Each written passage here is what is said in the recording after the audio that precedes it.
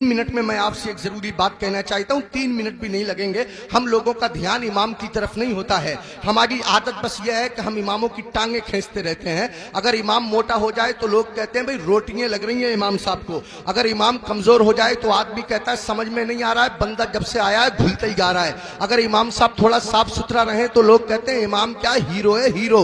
अगर इमाम साहब थोड़े मैले कुचैले सुस्त टाइप के हो तो लोग कहते हैं इतना मैला आदमी है, उसके बराबर में बैठने को तबीयत भी नहीं करती है। अब मेरे भाई बताइए इमाम क्या करेगा? मोटा हो जाए तो परेशानी, पतला हो जाए तो परेशानी, साफ सुथरा रहे तो परेशानी, मैला कुचैला रहे तो परेशानी। लोग इमामों की तनख्वाह पे ध्यान नहीं देते। इमाम जितना आपका ख्याल रखता है आपकी बीबी भी उतना आपका ख्याल नहीं रख सकती। रात के 12 बजे आप मस्जिद के इमाम को उठाइएगा, हजरत बच्चा रो रहा है दम कर दीजिए। कभी इमाम साहब खिसियाते नहीं, नाराज नहीं होते। इमाम साहब दरवाजा खोलते हैं, सर्दी में वुजू करते, आपके बच्चे पे दम करते हैं। अब रात के 12 बजे जरा बीबी को उठाइएगा, सर पकड़ के कहेगी मेरे तो नसीब ही फूट गए, जब से इस घर में आई हूं ना दिन में आराम है ना रात को नींद है। अजीब अजीब से हालात हैं। आप गौर कीजिए, एक घर का खर्चा कम से कम मामूली 15,000 से 20-25 हजार के दरमियान होता है महीने का खर्चा। इस महंगाई के दौर में मामूली दरमियानी खर्चा, और अगर इससे ज्यादा आप करेंगे तो उसकी कोई हद नहीं है। कभी आपने ध्यान फरमाया, कभी आपने तवज्जो दी? ये 3,000 की तनख्वाह हमारे इमाम साहब की, ये 4,000 की तनख्वाह हमारे इमाम साहब की, ये 5,000 की तनख्वाह हमारे इमाम साहब की, बहुत ज्यादा बड़े शहरों में 10,000 की तनख्वाह हमारे इमाम साहब की। आपने तवज्जो फरमाई, ध्यान दिया कि इमाम का गुजारा कैसे होता होगा? उसके बच्चों की दवाएं कहां से आती होंगी? उसके घर के अखराजात कहां से पूरे होते होंगे? जो आदमी 15-20 हजार रुपया महीना कमाता है, अगर कोई बड़ा काम आ जाए तो उसको भी कर्जा लेने की जरूरत पड़ जाती है। तो मुझे बताइए कि फिर ये इमाम जो 4,000-5,000 में महीना भर 24 घंटे की ड्यूटी देता है, इस इमाम का गुजारा कैसे हो रहा होगा? आप जरा सोचिए, इस पे ध्यान दीजिए, तवज्जो फरमाइए। वक्त नहीं है मेरे पास बात करने का, बातें बहुत ज्यादा हैं। इमाम लोगों के लिए मेरे दिल में बड़ी मोहब्बत है, बड़ी अहमियत है। गांव गांव बस्ती बस्ती जाता हूं जलसों के हवाले से, इमामों के हालात देखता हूं, मेरा दिल रोता है, आंखों में आंसू आ जाते हैं। इमामों की लोगों ने वो हालत बना दी है। एक आखिरी बात कहता हूं, बात खत्म करता हूं। लोग इमामों पे बहुत ज्यादा नुक्ताचीनी करते हैं। पाजामा देखो इमाम साहब का, आंखों का सुरमा देखो इमाम साहब का, बाल देखो इमाम साहब के, टोपी देखो टेढ़ी है टेढ़ी। इमाम साहब आते हो तो लोग कहते हैं ध्यान दियो, देख लियो, गौर करियो इमाम साहब सलाम करेंगे या नहीं करेंगे। अरे ये तेरा गुलाम थोड़ी है, तेरी मस्जिद का इमाम है।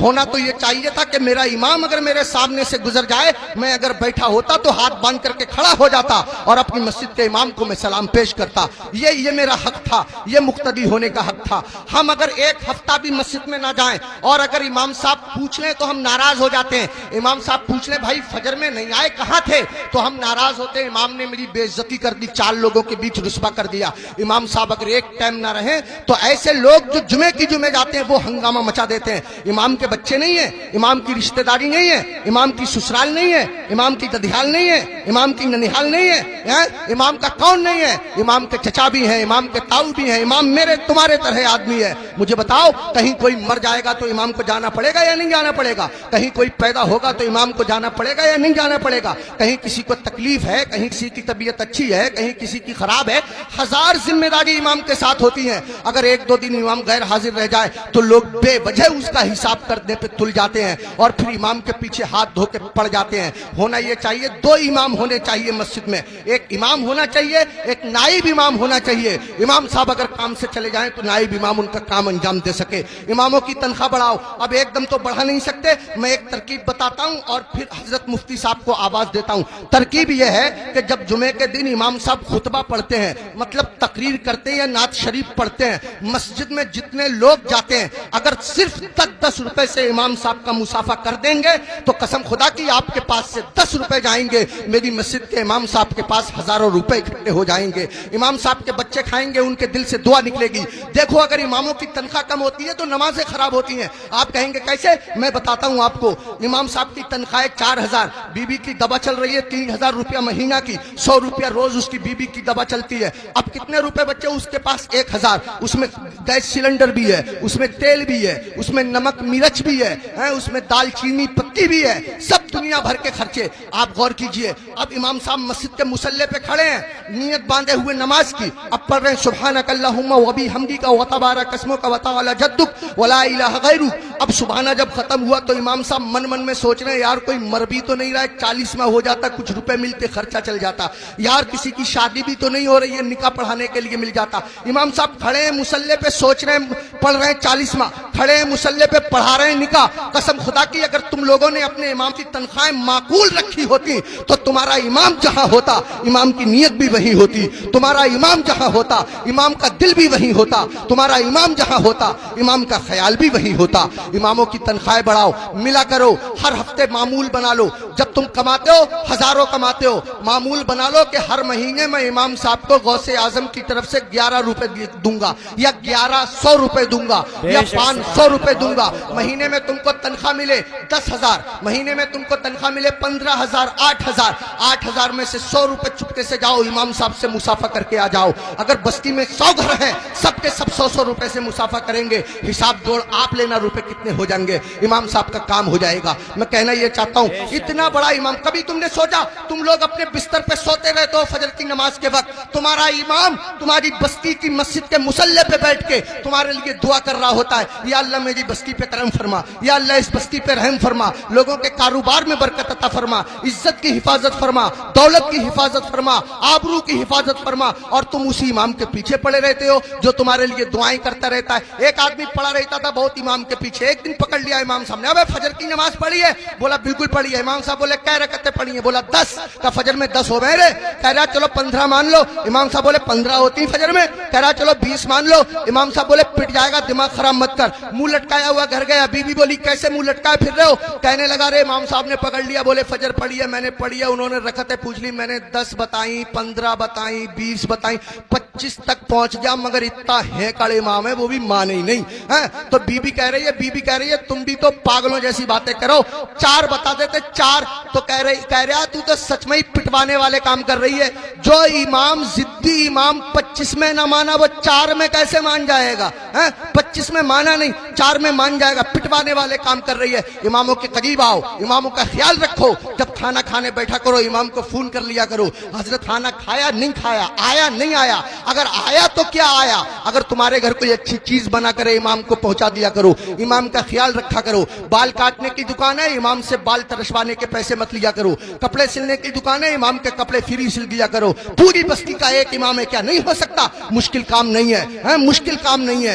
एक इमाम के साथ अगर ये रियायत की जाए, कोशिश करो अपनी मस्जिद के इमामों को हज कराओ, उम्रे के लिए भेजो, सब मिलकर के कोशिश करो, तो कोई कर रहा काम नहीं है। मैंने बहुत कीमती वक्त ले लिया, आपसे भी मैं माफी चाहता हूं और मुफ्ती साहब से भी मैं माफी चाहता हूं। मिंबर शरीफ पे बैठे हुए तमाम लोगों से मैं माफी चाहता हूं। मेरे दिल की तमन्ना थी, मेरी आरजू थी, इमामों के बड़े बुरे हालात लोगों ने बना दिए। यही वजह है हमारे 50% मौलवियों ने अपना कारोबार शुरू कर दिया, इमामतें छोड़ दी, और इमामों के साथ ऐसे ही रवैया रहा तो कसम खुदा की तुम लोगों के बच्चों को अल्लाह और रसूल का नाम सिखाने वाले लोग मिलना मुश्किल हो जाएंगे। ऐसी हालतें पैदा हो जाएंगी। इमामों की कदर करो, इन लोगों से दीन जिंदा है, इन लोगों से इस्लाम जिंदा है, इन लोगों से हमारा मजहब जिंदा है। शायरों के कदमों पे 1-1 हजार, 2-2 हजार, 20-20 हजार। हमारी जमात में ऐसे ऐसे शायर भी हैं जो 2-2 नाते पढ़ने के 1-1 लाख लेते हैं। तकरीर करने वाले लोग ऐसे भी हैं जो 2.5-2.5 लाख लेते हैं। उनको एयर कंडीशन रूम चाहिए, किसी आम आदमी के मकान में ठहरेंगे नहीं, 5 स्टार होटल उनको क़याम करने के लिए चाहिए।